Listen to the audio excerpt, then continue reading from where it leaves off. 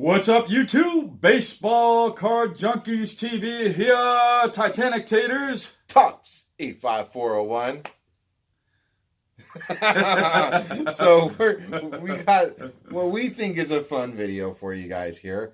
We get a lot of questions on our 80s videos and other videos about, what certain cards are worth from the 80s and if they're still considered junk wax or if they even hold any value at all.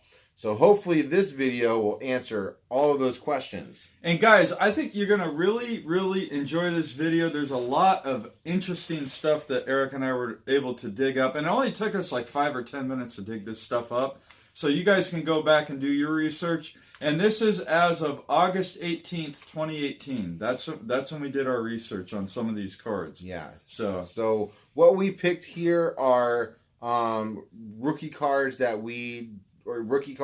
XRCs, extended rookie cards, from the 80s that we like. We didn't include Bonds or McGuire because we've pretty much run those ones into the ground.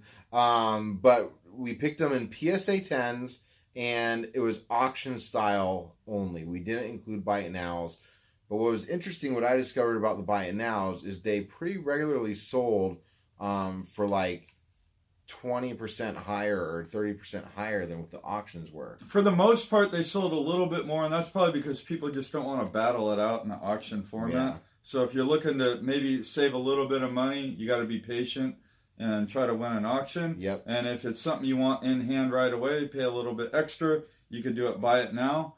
So I'll go with the first one. So it's a 1983 Topps traded Darryl Strawberry.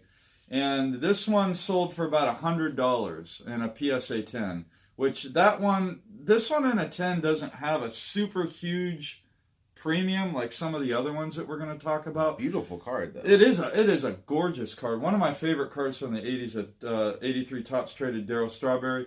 That must be an easier card to grade. I was kind of surprised that the value was so low on it. So now I actually have that same card. And I found one that was $115. Yeah. Okay. So it was like, but right in there, that $115. Yeah. Which you would think that in my mind, that's low for that card. Yeah. Well, compared to some of the other ones that we're going to talk about on here. So I guess I'll go, and this one has been the subject of heated discussion on one of our videos. Yeah. It's the 86 Topps Trade Tiffany Bo Jackson. The 86 Topps traded Tiffany Bo Jackson is a freak of nature just like Bo Jackson. So the highest auction style listing, including shipping, sold for $2,331. That is mind-blowing that card sells for that much. The one below that was about $2,200. And the thing is you could pick that card up raw for like $50. Yep. So the discrepancy between raw and 10 on that card is huge. There must, I don't know, there must be a lot of Bo Jackson,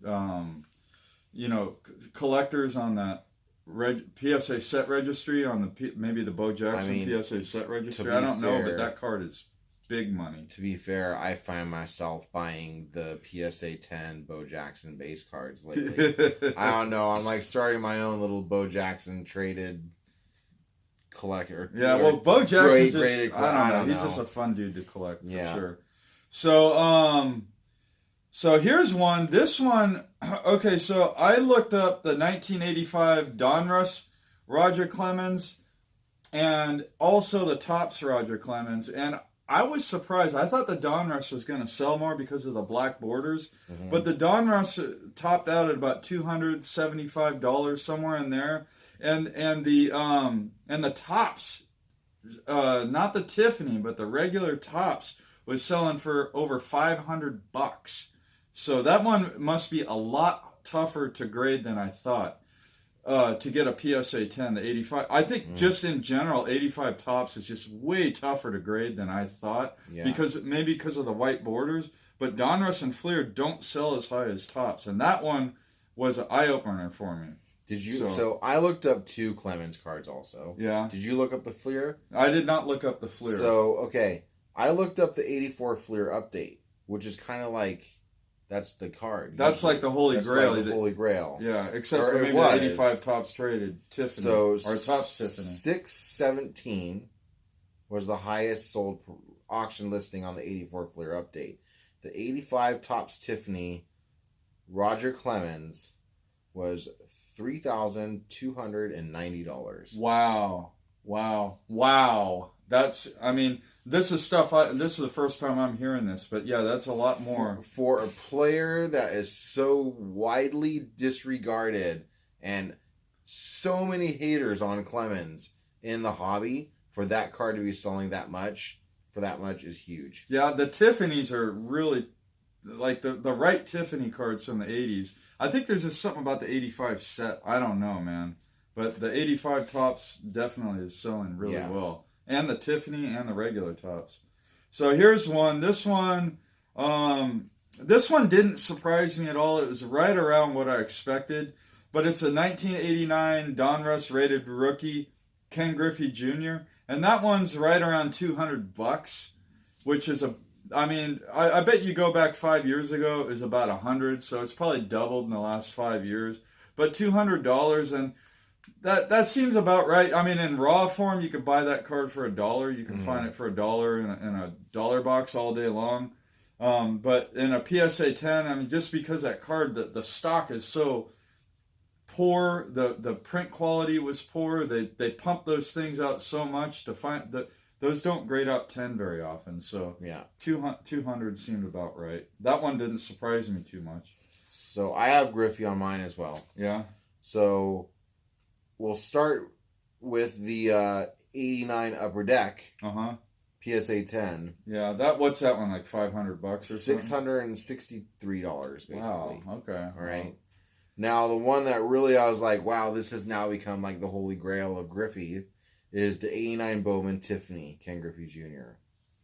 Sold for $2,032. Yeah, and I mean, that one is going to have the shortest print run, because I think the 89 Bowman Tiffany is a stated print run of 5,000 sets, so that doesn't surprise me.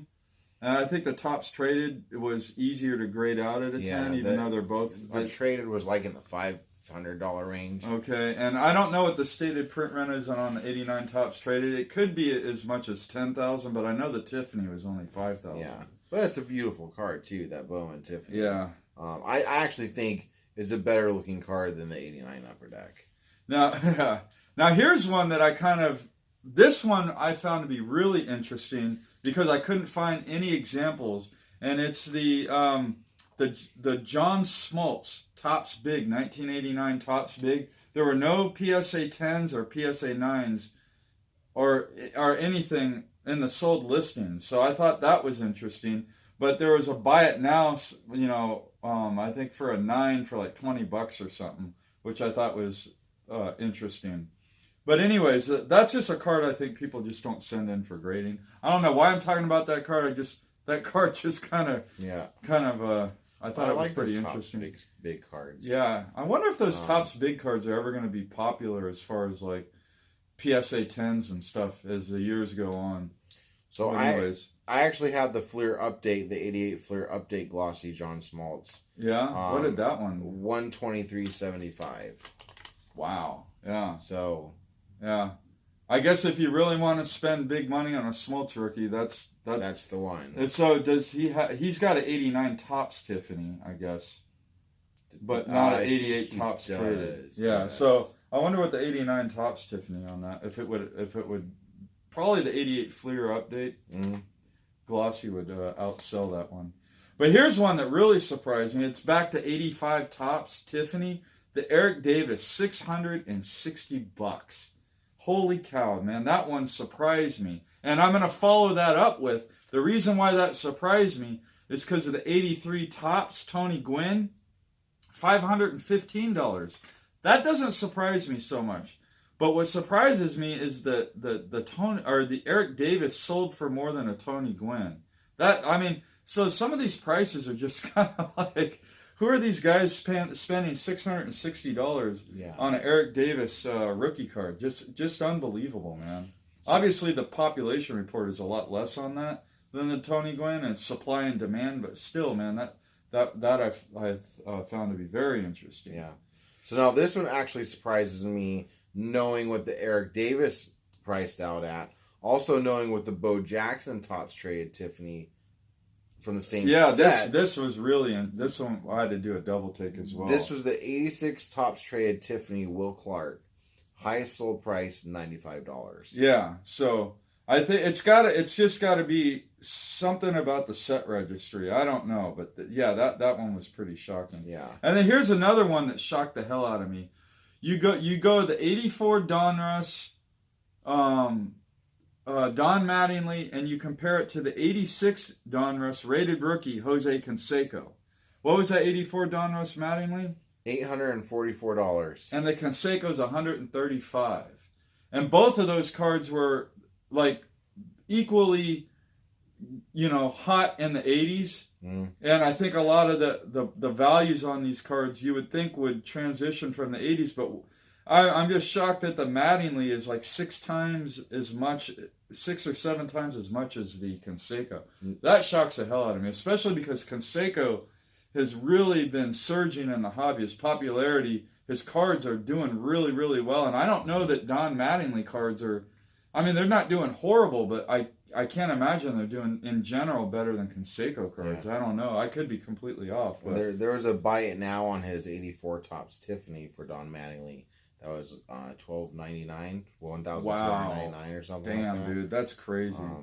And I didn't look up the 86 Tiffany Canseco, but I'm guessing it's going to be more than the 86 Donruss. I'm willing to guess that one's got to be at least $300, but yeah, that's for another. And even if that one's $300, why would it be so much more than Will Clark? Yeah. For whatever reason, Will Clark just isn't as popular as Canseco, even though Clark had a better career. Canseco had. Well, I don't know who. They both had good careers. Yeah. I want to catch up to you. I'm going to do 2 just so I can catch up to you. So there's the 84 Topps trade Tiffany Dwight Gooden. That one has sold as high as $413. Wow. Literally for a guy that that's had like brain freeze. Wow. Like less than a handful of good seasons. Yeah. Right. Wow. Yeah. And then this one, I guess knowing what the Gwyn sold for, it's not as surprising, but it's the 83 Topps Wade Boggs, $445.99. So $446. Yeah. Yeah. Those are some interesting prices for sure on those cards. But this stuff is fascinating. Some of these PSA 10s really are doing well from the 80s. Yeah. And then but one that doesn't do that well that surprised me because it's from the early 80s, it's a Hall of Famer and it's a tough card to grade, I would think, is the 1981 Donruss Tim Raines. I found one for $82. That was the highest sold listing was 95, but that was a buy it now auction style, $82. 82 for that card really surprised me. It's just that one's a tough card to grade because it's not. It does have the white borders, but man, that stock was just so horrible from a 1981 Donruss. It was like flimsy too. Yeah, it was like almost like paper stock, man. Kind of like the 84 Donruss. Yeah. And then last but not least, 88 score traded glossy Craig Biggio. And this one actually surprised me. I thought it was going to be lower. $304. Yeah, damn, dude. Craig Biggio, $304. Because Craig Biggio, there's like no love in the hobby. Yeah, I know. Well, I think, I think Wade Boggs gets no love in the hobby either. Those are both 3,000 hit club guys. Yeah. But Boggs is much earlier on. Yeah. So, anyways, guys, those are just some of the cards we looked up. We thought it was real interesting. We thought we'd share what we found. And comment down below if you want to go do some research. Comment down below what date you did the research, what you found. Yeah. We'd love to hear what you guys found. We'd love to see you guys commenting about what cards you looked up and a PSA 10 or whatnot. Because this is kind of a fun video because it's known as the junk wax era, and that none of these cards are worth any money. But it just goes to show if you got the right cards and the right grade, you can always find value in You that. you can always find something valuable in any era. And I might go junk wax bargain hunting because like that some of those PSA 10s, I don't really collect graded cards, but if I mean some of them in 9s you can get for like a tenth of the price. Like I found a Will Clark PSA 9 86 Topps Tiffany for like less than $10. So I might pick up a few 9s just because the value's there. For sure. But anyways, guys, comment down below. Let us know what you find. Let us know what you think of the 10s. And if you want my advice, pick up the 9s. You get a much better value. And as always, happy collecting.